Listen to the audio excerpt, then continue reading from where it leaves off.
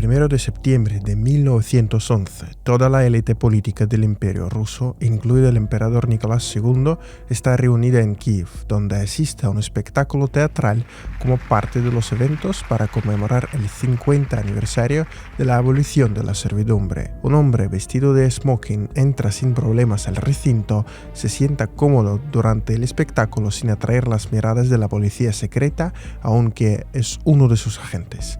Durante el entreacto se acerca al foso de la orquesta donde hablan 3 hombres más. Una vez allí, saca una pistola Browning de su saco, dispara 2 veces a un sujeto de barba y lo hiere de muerte. Tras recibir los balazos, el herido se sienta pesadamente sobre su butaca y dice: «Estoy feliz de morir por el zar». Era Piotr Arkadievich Stolypin, presidente del Consejo de Ministros y titular de la cartera del Interior del Imperio Ruso. Para poder entender la trascendencia de esta figura en la historia del país, les voy a dar un ejemplo muy concreto.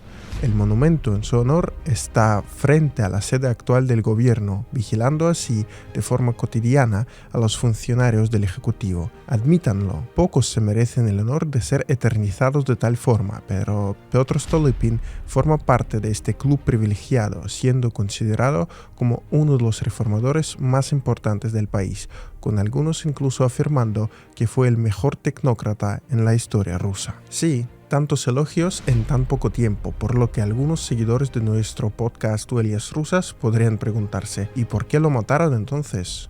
Esta es la incógnita que intentaremos disipar en este episodio, que otra vez tocará el periodo previo a los acontecimientos que finalmente derivaron en las 2 revoluciones de 1917 y la Guerra Civil. El futuro reformador nació en abril de 1862 en la ciudad alemana de Dresden, cuando su madre visitaba a unos familiares. Stolypin procede de una antigua familia de nobles con antecesores que, de una u otra forma, estaban vinculados con el Estado. Desde la infancia se sentía atraído por el campo de las ciencias exactas, lo que, junto con una considerable falta de fuerza física, determinó el rumbo del futuro jefe del gabinete zarista hacia la Facultad de Física y Matemáticas. Tras completar sus estudios en 1885, Stolypin arrancó su largo camino hacia la cima del poder, empezando por servir como funcionario regular de varios ministerios. En el año 1890, Stolypin se mudó acompañado de su familia a la ciudad de Kovno, hoy Kaunas, en Letonia, donde ejercía como presidente del Consejo Local de la Nobleza.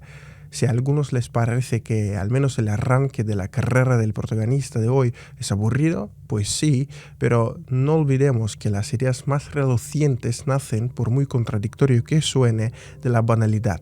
Y es que este puesto que Stolypin ocupó durante 13 años, así como el de alcalde de la actual ciudad bielorrusa de Grodno, le permitió al futuro dirigente del gobierno conocer de cerca los vaivienes de la vida cotidiana de todos los estratos de la sociedad. Es decir, Stolypin tuvo una oportunidad perfecta para estudiar con lupa la estructura del tejido social de la Rusia de entonces, particularmente las grietas que existían entre las diferentes capas.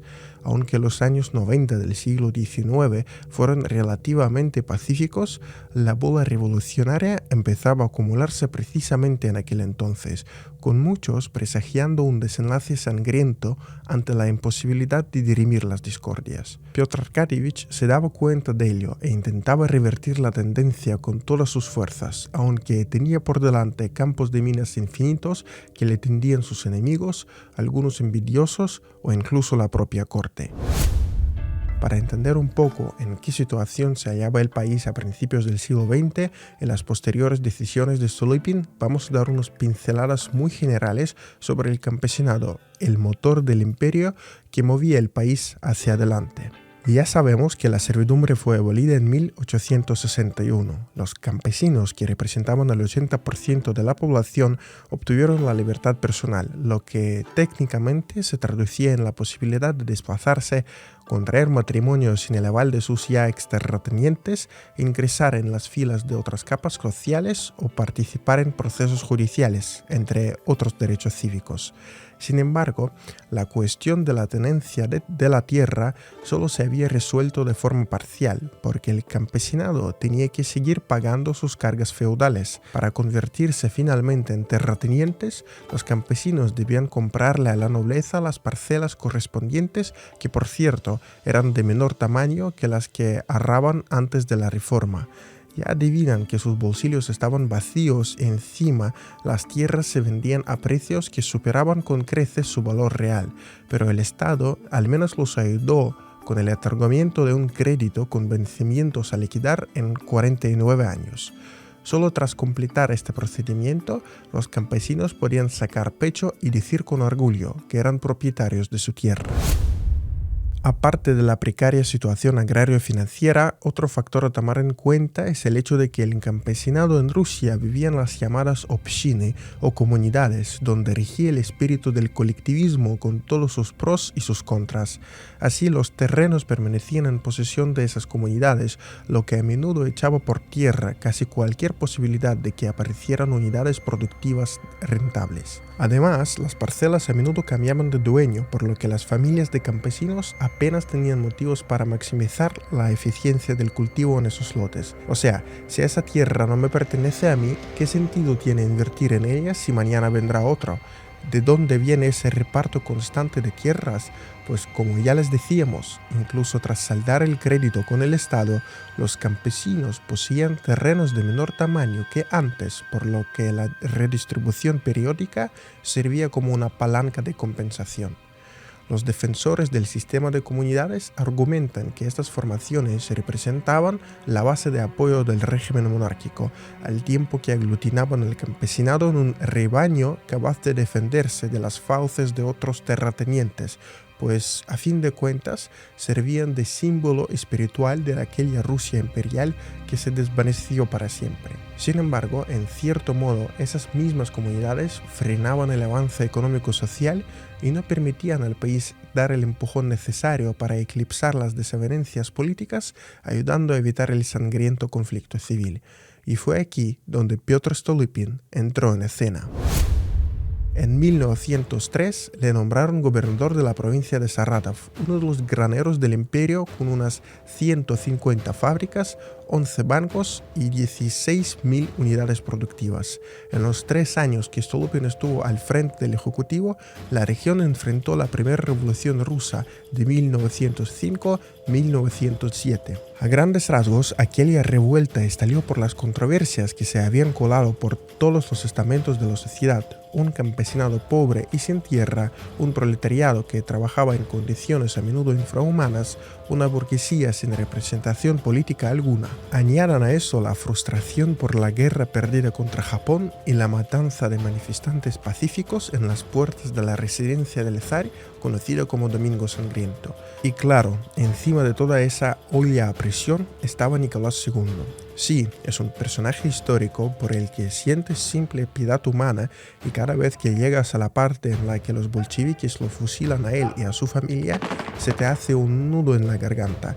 Pero hay un hecho innegable: fue uno de los gobernantes más débiles de toda la historia rusa, preso de las luchas intestinas de los clanes que lo rodeaban. La primera revolución estuvo marcada por un nivel sin precedentes de terrorismo político. Miles de estadistas asesinados, incluidos gobernadores, policías de alto rango e incluso ministros. El imperio estaba sumido en una verdadera guerra y la región de Saratov no era la excepción. Sin embargo, Stolypin pudo domar la furia y sobrevivir a varios intentos de asesinato. Obviamente, en San Petersburgo no tardaron en enterarse de los éxitos del gobernador de Saratov, y en abril de 1906, Piotr Arkadievich fue nombrado ministro del Interior del Imperio Ruso, el cargo más decisivo de todo el gabinete, pero el más peligroso también. 6 meses antes, el imperio había empezado a abrir las válvulas para distender a la sociedad. Así, en octubre de 1905 se adoptó el llamado Manifiesto de Octubre, que garantizaba los derechos civiles básicos y sentaba, junto con otros documentos, las bases para la creación de la Duma estatal. Eso no significa que Rusia pasara a adoptar un régimen de monarquía constitucional al estilo británico, dado que el zar seguía conservando el núcleo de su poder y el parlamento estaba lejos de tener facultades como para arremeter contra las decisiones del emperador. Sin embargo, era un giro radical para el país, donde durante siglos reinó la monarquía absoluta. Ahora, al menos en los papeles, existía una especie de sistema de frenos y contrapesos, y Stolypin, como ministro del Interior, y a partir de julio de 1906, como jefe del gobierno, se convirtió en la cabeza de turco para los diputados que lo abucheaban cada vez que subía el atril. ¿De qué diálogo se puede hablar si en las primeras 2 dumas había diputados cuyos partidos pregonaban abiertamente el terrorismo como una herramienta de su arsenal político? Como resultado, las primeras 2 legislaturas terminaron nada comenzar, desarticuladas por el zar. En los años posteriores, Stolypin y sus sucesores lograron tender puentes con el parlamento, pero esto fue posible recién después de que la legislación electoral fuera reescrita precisamente para eliminar de la Duma a los contingentes revolucionarios y llenarla con círculos leales al gobierno zarista. Pero si volvemos al verano de 1906, la nación todavía estaba lejos de lamer sus laceraciones revolucionarias. El sábado 12 de agosto, Stolypin se hallaba en su gabinete en una finca.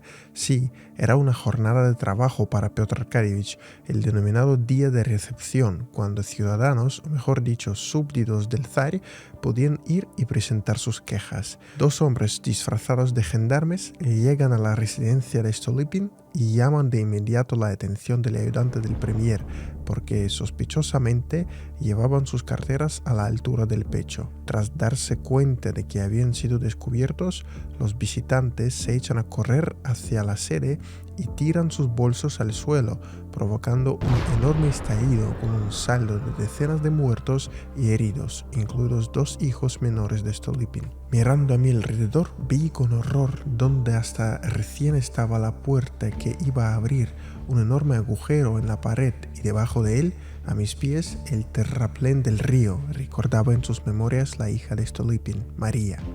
Aunque el edificio quedó severamente dañado, con algunas paredes literalmente voladas, los terroristas fallaron en su principal objetivo. El primer ministro resultó totalmente ileso. En el momento de la explosión, mi padre estaba sentado en su escritorio. A pesar de que había 2 puertas cerradas entre el despacho y el lugar de la explosión, un enorme tintero de bronce se elevó por los aires desde el escritorio y voló por encima de la cabeza de mi padre, empapándolo de tinta. La explosión no dañó nada más en el despacho. Entre las decenas de muertos y heridos, en las habitaciones contiguas y en el piso de arriba, mi padre, por voluntad de Dios, permaneció ileso e indemne. Reconstruía María los instantes de aquel atentado. En este contexto fue muy peculiar la reacción de Nicolás II, cuyas relaciones con Stolypin eran una verdadera montaña con subida, pico y bajada, puesto que el zar le ofreció a su primer ministro una recompensa monetaria por las afectaciones a sus 2 niños. «No vendo la sangre de mis hijos», respondió Stolypin. Las medidas que Stolypin adoptó luego fueron la contundente respuesta de un Estado que quería cortarle el aire a los terroristas. La clave estaba en la introducción de tribunales marciales que permitían enjuiciar a los acusados de terrorismo en un lapso de 48 horas y ejecutar la sentencia en 24 horas más. El Estado puede, el Estado debe, cuando está en peligro, dictar las leyes más estrictas y excepcionales para protegerse de la decadencia. Hay, señores, momentos aciagos en la vida del Estado, cuando la necesidad estatal está por encima de la ley y cuando es necesario elegir entre la integridad de las teorías y la integridad de la patria. Defendía Stolypin sus políticas en una alocución ante los diputados. Como resultado de la aplicación de este sistema de enjuiciamiento rápido, decenas de miles fueron enviados a campos de trabajos forzados, mientras que se ejecutaron unas 3.000 sentencias de muerte. Los diputados de la Duma estatal lanzaban bolas de críticas contra el primer ministro, tildando el enjuiciamiento de corbata de Stolypin, una expresión que quedó en el imaginario colectivo de los rusos sobre nuestro protagonista y persiste hasta hoy. Aquí vamos a hacer otra parada técnica para aclarar que, pese a la existencia de la Duma estatal, el zar y su gobierno podían esquivar la consideración del Parlamento, puesto que el emperador se valía de su propia legislación, que le otorgaba poder para emitir decretos durante la interrupción de las sesiones de la Duma. Es decir, las potestades del Parlamento, que a partir de junio de 1907 ya era dócil tras los cambios en la legislación electoral, eran muy reducidas. Encima, las leyes orgánicas postulaban directamente que el emperador tenía en sus manos el supremo poder autocrático. Algunos podrían preguntarse, ¿para qué tantos detalles en una biografía sobre Stolypin?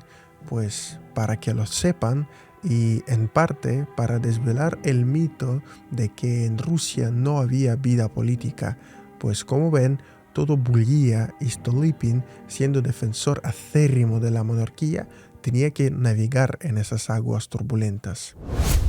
En noviembre de 1906, Stolypin lanzó su reforma insignia que atendía a la cuestión más relevante de todas, la tierra.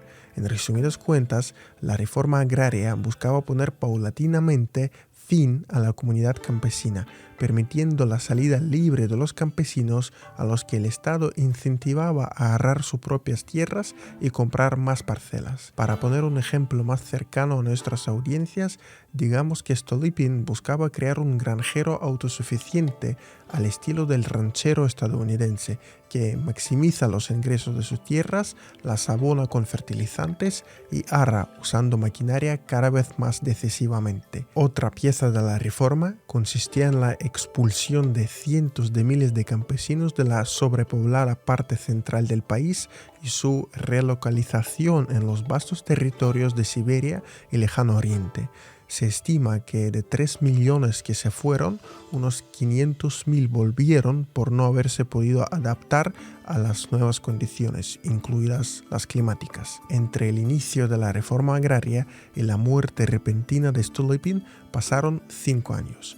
El primer ministro entendía perfectamente que los primeros resultados serían moderados y el éxito aparecería en el horizonte varias décadas después. Pese al bombardeo constante de críticas desde todos los lados, Stolypin confiaba en su plan, que mejoró la productividad y cientos de miles de campesinos se liberaron de la tutela paralizante de sus comunidades. Se convirtieron en propietarios independientes, aportando al crecimiento económico del país, que llegó a su auge en 1913, el último año de la relativa tranquilidad en Rusia y en el mundo en general.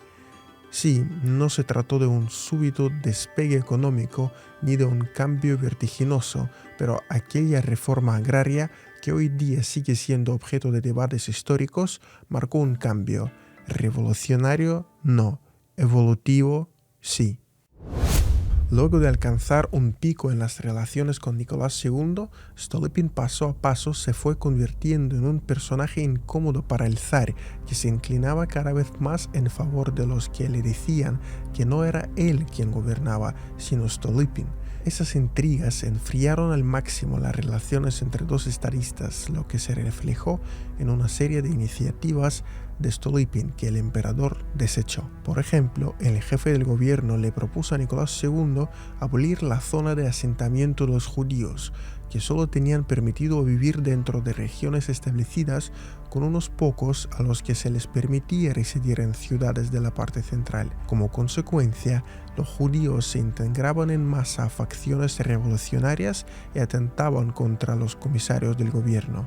Stolypin quería poner al menos a parte de los judíos del lado del zarismo, pero el zar fue firme en su rechazo. La crisis entre Stolypin y el emperador llegó a su punto más agudo en marzo de 1911, cuando el primer ministro promovió una ley que ampliaría los derechos de la minoría rusoparlante de las regiones occidentales del país.